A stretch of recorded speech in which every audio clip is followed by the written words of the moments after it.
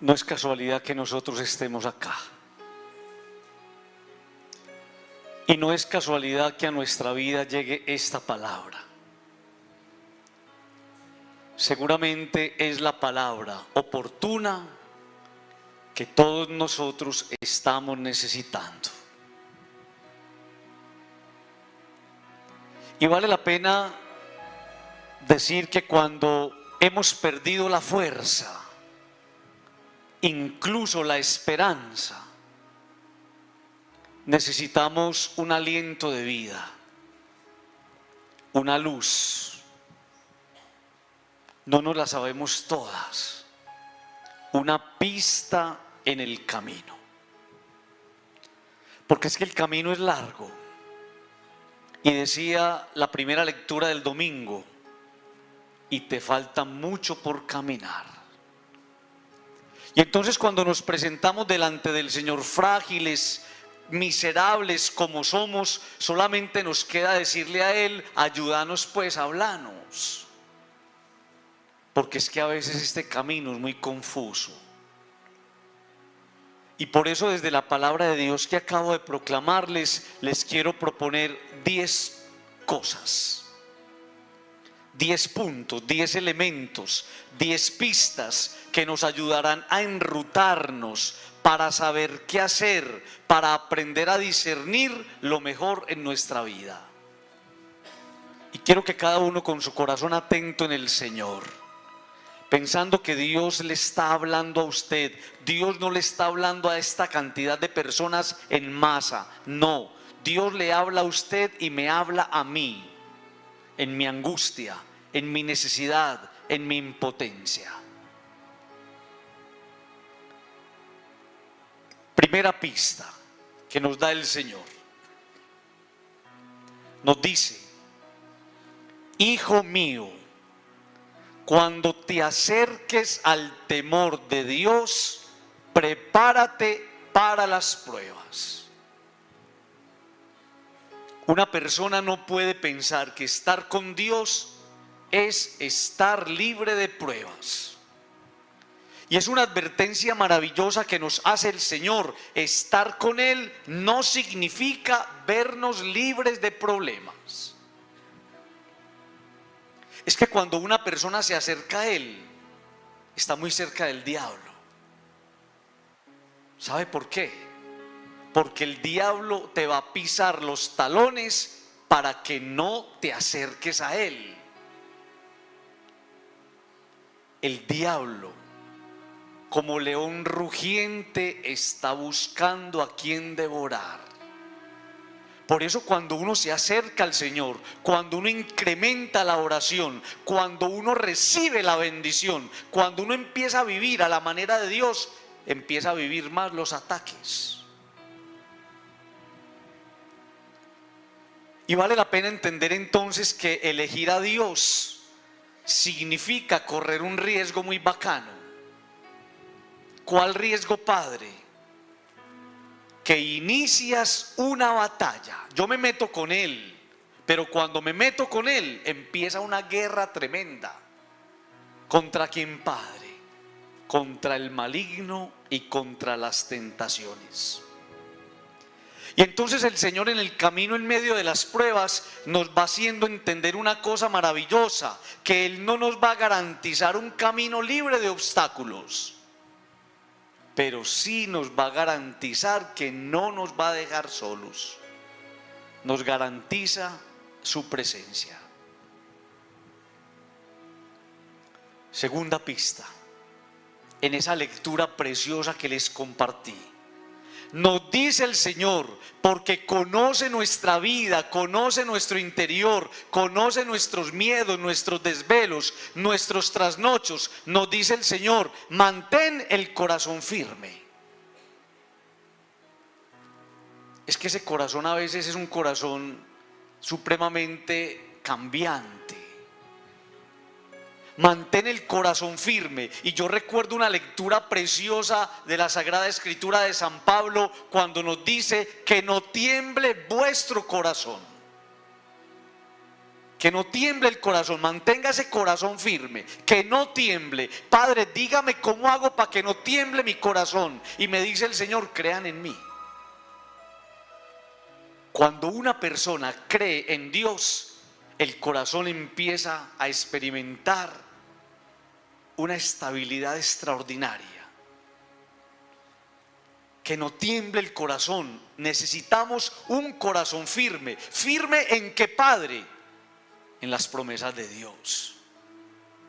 Es que yo le hago una pregunta a usted que lo sostiene, a mí que me sostiene, si no es lo que Él nos ha dicho.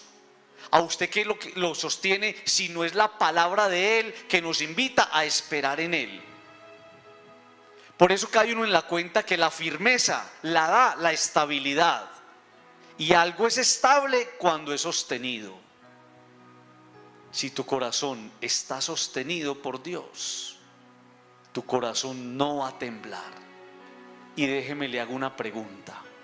¿A ti quién te sostiene?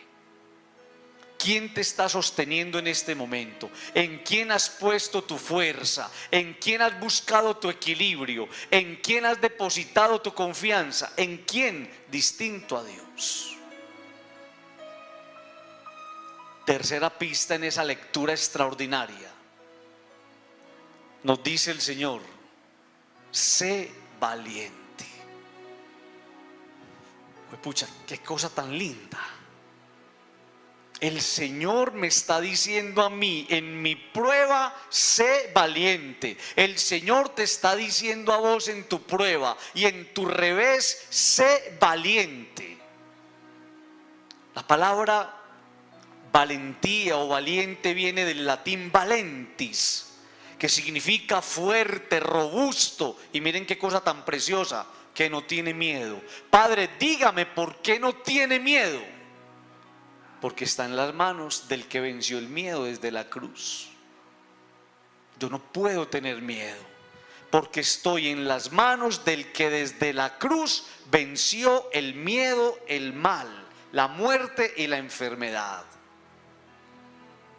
Padre, tan rico eso, entender eso. Qué rico que lo entendieras, que la valentía es una gracia que se concede a quien, Padre, a quienes creen y esperan en Él.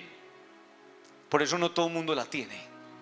Por eso uno en el camino de la vida encuentra tanta gente tumbada y derrumbada. Por eso uno en el camino de la vida encuentra tantas personas que se rindieron tan fácil. La valentía es una gracia que se le concede a los que creen y esperan en Él. Por eso ser valiente significa entender que hay alguien que está dando la pelea por mí. Por eso yo no me puedo derrumbar. Y por eso yo no me puedo patraciar. Y por eso yo no me puedo arredrar. Hay alguien que me dijo, déjame pelear pues por vos. Y ese alguien que no defrauda es el Señor. Cuarta pista, para fortalecernos, para vencernos, para no desanimarnos, nos dice el Señor, no te asustes en el momento de la prueba. Yo no sé la prueba por la que usted está pasando, en su casa, en su vida personal, en su matrimonio, en su noviazgo, en su trabajo o en su empresa. No sé usted por qué está pasando, la verdad yo no lo sé, pero Él sí lo sabe y le manda a decir, no te asustes en el momento de la prueba. Padre, de mí una razón para no asustarme, que los resultados no dependen de ti. Usted no ha caído en la cuenta de eso. Es que hay alguien que está trabajando por usted. Hay alguien que madrugó hoy a trabajar en su problema. Padre, ¿y entonces qué pasa? Que yo me lleno de miedos, que usted no cree y no espera. Hay alguien que está trabajando en ti. Y por eso entendamos eso tan maravilloso. Los resultados en mi vida, en mis procesos, en las cosas que no entiendo, no dependen de mí. El control está en las manos de Dios. El día que ustedes y yo lo entendamos, que el control está en las manos de Dios, ese día ustedes y yo vamos a sufrir menos y vamos a vivir más. Dios es un experto en que, Padre, en los casos difíciles. Yo tengo un amigo que quiero mucho que vive aquí en la parroquia. Y cuando se presentan unos gallos aquí a nivel de arquitectura o a nivel de problemas en edificación o de linderos o cosas, pásame ese caso a mí, que es que esos son los que a mí me gustan, esos galludos. Esos son los gallos que le pasamos a él. Los casos difíciles que usted siente que no tienen solución, que le superan sus expectativas, que a veces sientes que no vas a tener control y capacidad de manejo, son los que le encantan a Dios. Por eso no te asustes en la prueba, porque hay alguien que lo hace mejor y no depende de vos. Quinta pista, qué cosa tan bella. Mire lo que me dice la palabra que yo acabo de escuchar: pégate a Él. Estoy pasando por una prueba, péguese a Él. Estoy pasando por una necesidad, péguese a Él. Siento que no soy capaz, péguese de Él. Me acabaron de diagnosticar una enfermedad, péguese de Él. Mi matrimonio se está desbaratando, péguese de Él. Me dijeron que me van a hacer esto, péguese de Él. Estoy amenazado, péguese de Él. Me están chantajeando, péguese de Él. Y por eso pegarse a Él significa que usted tenga claro qué significa pegarse a Él. Significa vencer la tentación de los fetiches y de las idolatrías. Nada de cosas raras, nada de untarse cosas, nada de meterse cositas por acá, nada de cosas raras. Pegarse a Dios significa solamente Dios. ¿Usted cree eso? ¿Ustedes creen eso? Solamente Dios. Y eso es lo que significa permanecer en Él. Me pego a Dios, permanezco en Él, solo agarrado de su mano, yo sé que voy a vencer. ¿Cuántas batallas perdidas porque usted se agarró de la mano de Dios, pero su otra mano estaba agarrada a otra cosa? Perdiste. Y es aquí donde vale la pena recordar lo que nos ha dicho el Evangelio. Permanezcan en mí, dice Jesús, porque sin mí nada podéis hacer. Me pego de Dios como la rama que se pega al tronco. ¿Por qué, Padre? Porque sin mí nada podéis hacer. Sexta pista, me dice la palabra: no lo abandones. ¿A quién? A Dios. No lo abandones, porque Padre, porque el amor verdadero, el amor fiel, el amor limpio del bueno sabe quedarse. No te alejes de Dios, no lo abandones. Yo no abandono a Dios, porque cuando abandono a Dios, muchas veces la vida termina abandonándome a mí, y es cuando siento que la vida me pone contra la pared. No lo abandones, porque lejos de Dios se enfrían las fuerzas y las motivaciones. Entra uno en un desgano que no provoca nada.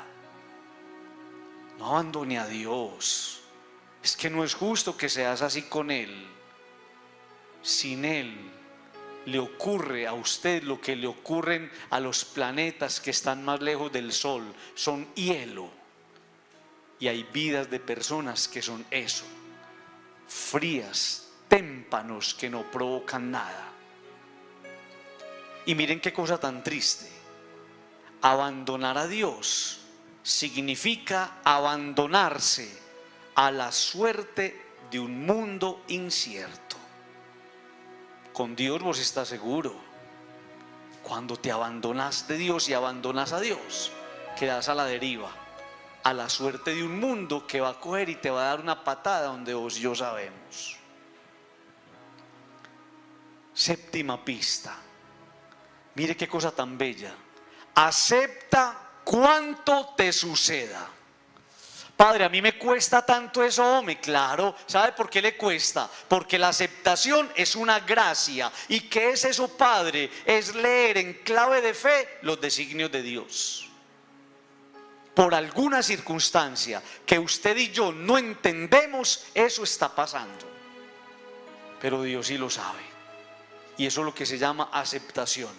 Aceptar es decirle a Dios que esperamos en Él, que todo lo hace bien. Es que yo no estoy esperando en el Señor de la esquina. No, ese Señor me va a quedar mal, hombre. No, yo espero en el Señor de arriba, que Él todo lo hace bien. Aceptar significa creer que todo lo que sucede en Dios tiene un feliz desenlace. Eso es aceptar. Aceptar lo que me sucede es entender que todo lo que sucede va a tener un feliz desenlace en Dios. Octava pista, me dice la palabra, confía en Dios. Confía en Dios, qué cosa tan extraordinaria. No es fácil confiar, qué cosa tan galluda, difícil. No es fácil, pero es la mejor salida. Es saber que puedes esperar en alguien. ¿En quién esperan los que no creen? No es fácil confiar, pero siempre en tu angustia, cuando el mundo te cierra las puertas, es la mejor salida. Es decirle a Dios, ¿sabe qué, Señor? Hágalo usted, hermano, porque estoy convencido que usted lo hace mejor que yo. ¿No le parece muy lindo eso? Eso es confiar en Dios. Hágalo usted porque yo no soy capaz de hacerlo como tú lo haces. Confiar significa fiarse de alguien. Es la fiducia, es fiarse de alguien. Ese alguien no es cualquiera. Yo me fío de alguien, pero es que ese alguien no es cualquiera. ¿Cómo así, Padre? ¿Quién es? El que dijo que era el Salvador, hombre. ¿Cómo no vas a confiar en el que dijo yo soy el Salvador? Que ha venido a levantarte, a rescatarte, a salvarte de donde te metiste. Novena pista. Dice la palabra, mire qué cosa tan linda. Esas cosas no me las inventé yo. Es la lectura que les leí del libro del Eclesiástico. Espera en Él. ¿Por qué me cuesta tanto, Padre? Hombre, porque la esperanza es una virtud propia del que ha rasgado el velo de la incredulidad. ¿Sabe usted cuándo aprende a esperar? Cuando aprende a creer. Claro, yo creo en Él, rasgué el velo, y porque creo en Él, soy capaz de esperar en Él. Esperar significa que he tomado una decisión, ¿cuál, Padre? La más inteligente que podría tomar una persona en cualquier rincón del mundo. ¿Cuál, Padre? Dejarlo todo en sus manos. Dígame usted, ¿en qué mejores manos va a estar tu problema? ¿En qué mejores manos va a estar tu dificultad? ¿En qué mejores manos va a estar tu tristeza? ¿En qué mejores manos va a estar tu enfermedad? ¿En qué mejores manos van a estar tus hijos? ¿En qué mejores manos va a estar tu matrimonio si no en las manos de Dios? Padre, ¿y por qué esas son las mejores manos? Porque la esperanza en Dios no defrauda. La esperanza en Dios no defrauda. Siempre señala un camino. Cuando esperas en Él, se abre un camino promisorio. Décima pista, y así termina esa lectura. Qué cosa tan bella. Mire esto. Él iluminará vuestros corazones. Qué cosa tan bella. Después de todo esto, después de todos estos dolores, después de todas estas lágrimas, después de todos estos trasnochos y desvelos, Él va a ser capaz de iluminar tu corazón para que puedas ver la luz. Después de todo esto vendrá la luz y el corazón fortalecido se llenará de confianza. Entonces vos, que has estado como aturdido, sabrás qué hacer, cómo proceder, qué decir o qué responder. Y tu vida, que andaba en tinieblas, por fin va a ver con claridad. Cierre sus ojos.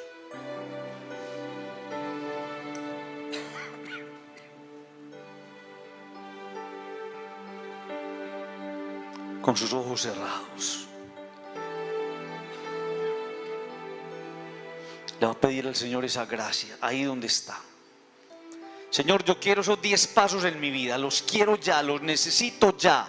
Primero, necesito prepararme para las pruebas, porque te he elegido. Segundo, quiero un corazón firme. Tercero, quiero aprender a ser valiente. Cuarto, no me quiero asustar en las pruebas. Quinto, quiero estar siempre pegado a ti. Sexto, no me quiero abandonar, separar nunca de ti. Séptimo, quiero aprender a aceptar lo que sucede y leer ahí tus designios. Octavo, quiero aprender a confiar más. Noveno, quiero aprender a esperar. Y décimo, quiero la luz, porque estoy cansado de vivir a oscuras. Señor, yo necesito esa ruta en mi vida. Señor, yo necesito esa palabra en mi corazón. Señor, yo necesito tu asistencia en este momento.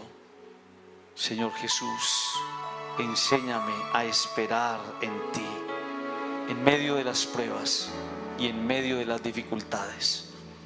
Ya sé por qué me trajiste esta noche a este lugar, porque mi corazón ha estado a oscuras y solamente se llenará de luz cuando sea capaz de abandonarme con confianza en tus manos.